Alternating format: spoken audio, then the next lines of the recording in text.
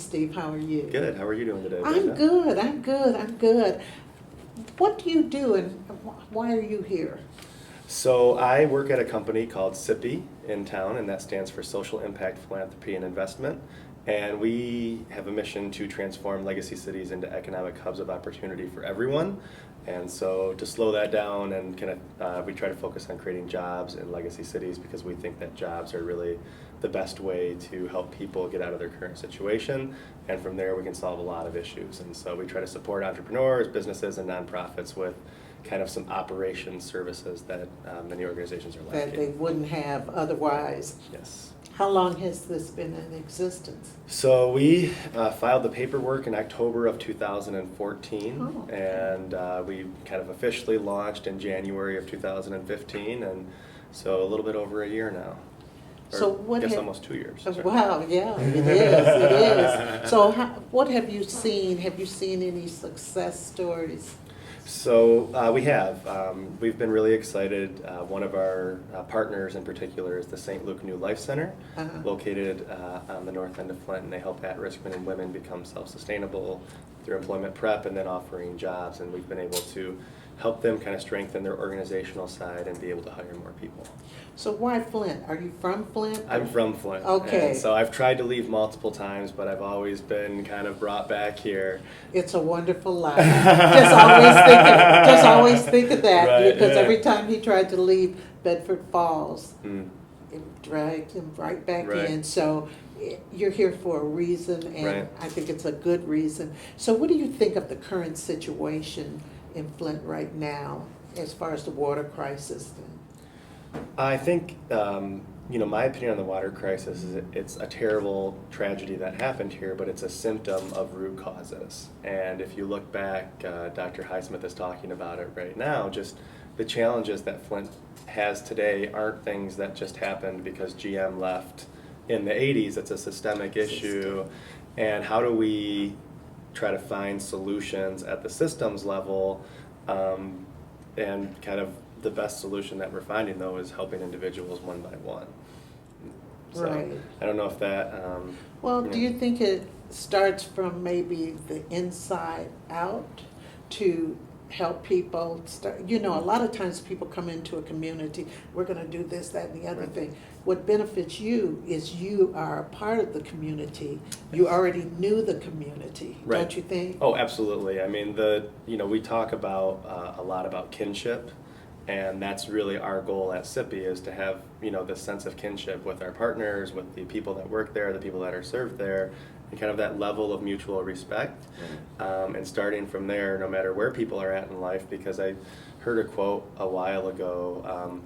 You don't know the hell that person has gotten through to get to the point that they're at today. Thank you. And to be able to watch people transform their lives because they get a little bit of self-esteem and a little bit of hope through employment or through job skills, I think that absolutely. And once you get the individuals in a community together, that's when I think real change can start to happen. Absolutely. Now, there was a motto in Flint, I guess years ago, cars roll out and money rolls in. Well, of course, things are different now. Right. What would you say the motto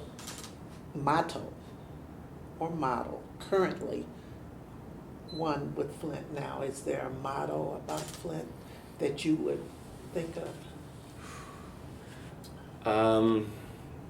So, beyond being from Flint, we really think that, and I truly believe, the best solutions come from finding the right problems and asking the right questions. So I think that we're kind of in this state right now of people are starting to ask the right questions. And once we have those questions, we know where to start from. What would you like to see in the future as Flint's motto? Let's talk 5 years from now. 5 years from now, I'd like it to be known as the social enterprise capital of the world. Wow, that's wonderful. The social enterprise capital of the world. Yes. Oh, that's really, really, really profound. Why do you say that? Because I think that social enterprise is kind of a growing industry, and if you think about it as a broader industry instead of kind of traditionally in economic development, we think about, I'm going to bring a manufacturing company here and they're going to have 200 jobs. And social enterprise, they're cause-based businesses, so they're derived from finding these challenges or these opportunities and then creating solutions around them, and they're not so much profit-driven. And so it might be 5 jobs, it might be 8 jobs that are created in these organizations, but they're focused on solving a problem. And I think that Flint, with all of its problems, is really ripe for that type of innovation and opportunity. And you think it's right for entrepreneurship? Absolutely, too. and that's kind of why we were meant to exist. As an entrepreneur, they're visionary, they have this one skill set, and if we can help them with the other areas on the operations side, with our CFO, our HR director, our IT, and those types of things, people who haven't necessarily been able to raise capital or build a team of people to support themselves, we can help them with that. What do you think of Flint's unprecedented notoriety now? What do you think we could do to take advantage of that? So we have been bringing alternative spring break groups of college students to Flint to do volunteer work for the last 10 years already. Oh. For us, what we found is that more people are interested in coming here. And so to just expand the program that we already have, to bring people in to experience Flint, but then to see a different side of it. So I think, you hear about the water crisis, but then when you're here, you meet the people, Yes. and it changes your perception of what's taking place here. Absolutely. And the more people that we can get here because of the notoriety, I think is an advantage, because once they're here, we can change their perception.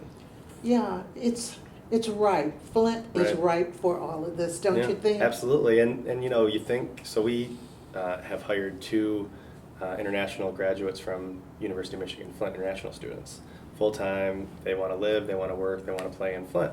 If you look at the millennial generation or younger entrepreneurs, they are really drawn towards these cause-based businesses and opportunities to help people. Flint has that. And if you want to help people in Chicago making $35,000 a year, you're not going to have a very good quality of life. $35,000 in Flint. Takes you a long way, doesn't it?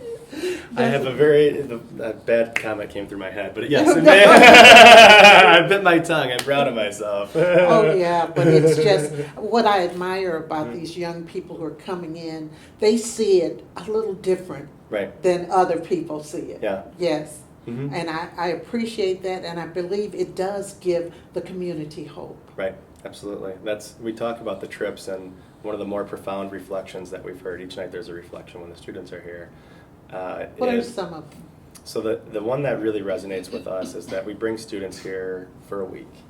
And a lot of people come to do service for themselves and not for where they're at. And the way that we structure the week is you're here in the morning doing physical stuff, and you go to a school in the afternoon, then you have a community leader come in the evening, and they get a different lens on what Flint is. And what they found and what we tell them now is, when you come here, you meet the people and they ask you questions, and you're giving us a shot in the arm of hope that we matter. And when it gets hard here day by day, there are people that believe in us and support and care about us that aren't even here. And that, then it makes you, gives you the impetus to keep going, Yeah. to do the day-to-day work that is long-term and consistent and hard.